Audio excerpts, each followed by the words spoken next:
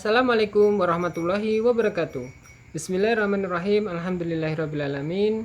Sahabat-sahabatku, kawan-kawanku semuanya, terima kasih banyak yang sudah mensubscribe channel Kanuriat. Bagi yang baru berkunjung, apalagi yang mengunjungi baru pertama kali, saya mohon partisipasi dan dukungannya untuk mensubscribe channel ini.